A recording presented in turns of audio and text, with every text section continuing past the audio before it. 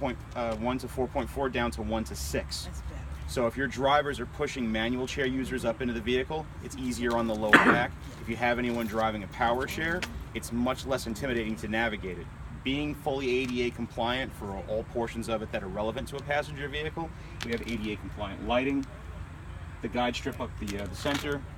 You have your fold-in sides for guide rail so that way no one can roll off the side of it. Your ADA compliant strapping position is actually right here. This meets the ADA requirement for the box. However, if you do have two small framed manual chairs with two small individuals, you can put two chairs safely in the vehicle. It's not ADA compliant at that point because the ADA only covers one seating position in a bus. So you can safely put, we've actually done it with our employees who are consumer advocates and are chair users, where we've taken them from trade shows and moved them around utilizing, a front to back arrangement, just as if they were seated in a regular car, with ambulatory seating. In addition to the wheelchair positions that you have here, this bench can comfortably seat 3 250-pound adults. So people aren't going to be on top of each other.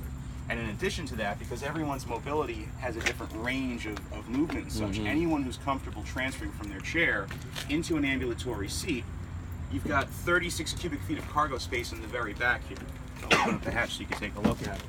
So you can take a chair, a walker, any sort of ambulatory aid, fold it up, put it in the rear of the vehicle, and that frees up the spot for somebody, perhaps a power scooter or something. Yeah, that is a lot of space. Behind everything else, that's a lot of nice. That's good space. And this vehicle is actually outfitted with an optional rear AC unit. So if you ever find WADA doing any sort of pupil transportation or anything where you're dealing with medical patients that might have a particular need for a certain amount of airflow, CFM airflow, or a certain temperature, you can have this outfitted, which the new version is actually half the size. It's fully self-contained. And what we do is we don't build it into the vehicle at the factory. The manufacturer of it, ProAir, which provides a lot of air conditioning units for buses, cutaways, things like that, they are 2 blocks away from our manufacturing facility in Indiana. So when you order a vehicle, it comes out of our factory, goes to ProAir, the upfit's done usually about a week and a half, 2 weeks later, and then it's on the truck out to you. And so if you take this unit out, you actually have even more space. But nevertheless, again, 36 cubic feet of space in the back.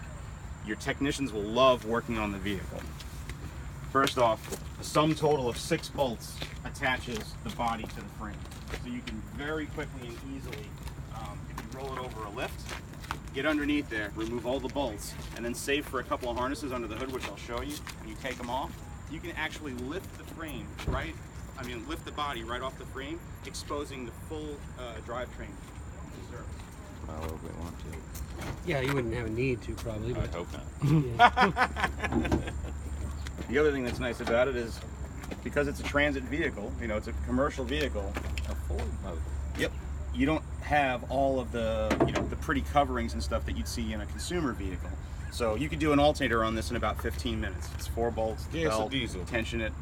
Excuse me? It's gas or diesel? Oh, it's gas. It gets about 17 to 18 miles a gallon on average. 3.7 liter V6. And it uses the 6-speed automatic from Ford. This is a 3.7? Yep. Oh, I'm sorry, yeah, no. it's a 4.6. This one, no, the new model uses the 4.6, 3.7, right? excuse me. This is the 4.6 V8 out of the Police Interceptor. Oh. Mine's a 2014. The newer unit, excuse me. It's a 3.7. 2015 and up. Yep. So it has that power to